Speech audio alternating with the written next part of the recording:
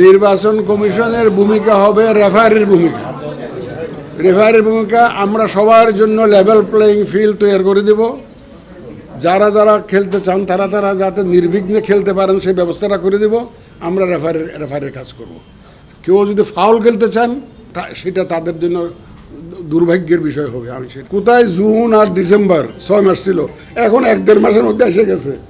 1-1.5 মাসের মধ্যে এসে গেছে মাঝখানে রমজান। বাকিটা আসতে আর বেশি সময় নাই, আমার মনে হয় যে এসে যাবে। আমরা সরকারের দিকে তাকিয়ে আছি এমন না।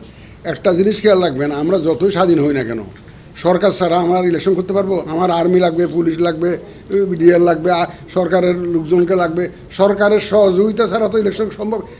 সরকার প্রধানই তো বলতেছেন যে আমি একটা সুন্দর ইলেকশন দিব, তো তার মানে উনি দিবেন মানেটা কি?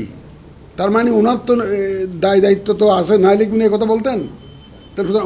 সরকার ছাড়া তো আমরা চিন্তাই করতে পারি না। তো সরকারের দিকে তাকা হইলো মানে হইলো ওই রকম তাকানো। ওনারা একটা আলোচনা করতেছেন, আলোচনার অগ্রগতিটা কি, বেসিসটা কি, চিন্তাভাবনাটা কি, এটা তো আমাদের বুঝতে হবে। শুধু টেলিভিশনে বা একটা ভিডিও ক্লিপ দেখে আমি তো সিদ্ধান্তে আসতে পারতেছি না। তো ওনারা তো সবসময় আলোচনাটা ওনারাই করতেছেন। তো ওনাদের ভিতরের অন্দরমহলের গতি প্রকৃতিটা আমার তো বুঝতে হবে। কারণ এই তারিখটা ভাই, এই তারিখটা নিয়েই তো যুদ্ধ চলতেছে আজকে কত মাস। এই তারিখটা নিয়েই তো সরকার আলোচনা করতেছে বিভিন্ন দলের সাথে, এবং সর্বশেষ বিএনপির সাথে লন্ডনে বসে আলোচনা করছে। ওনারা একটা ঘোষণা দিয়েছেন, কি প্রেক্ষিতে দিলেন, কোন ব্যাকগ্রাউন্ডে কি আছে, আলাপ আলোচনা কি হয়েছে, এগুলো আমাদের বুঝতে হবে না? এটা আমরা দেখি সময় মতো করবো। কারণ আমরা তো এখন আমি আপনারা যতটুকু জানেন আমি ততটুকুই জানি, শুধু ওই যে ভিডিও ক্লিপ দেখে যেটুকু জানি।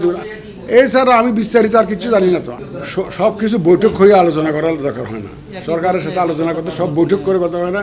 বিভিন্ন চ্যানেলে বিভিন্ন ফর্মে এটা হইতে পারে।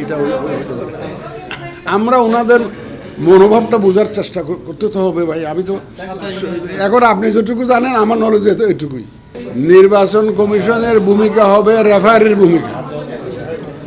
ভূমিকা। আমরা সবার জন্য লেভেল প্লেয়িং ফিল্ড তৈরি করে দেব। যারা যারা খেলতে চান তারা যাতে নির্বিঘ্নে খেলতে পারেন সেই ব্যবস্থাটা করে দেব। আমরা রেফারির কাজ করব।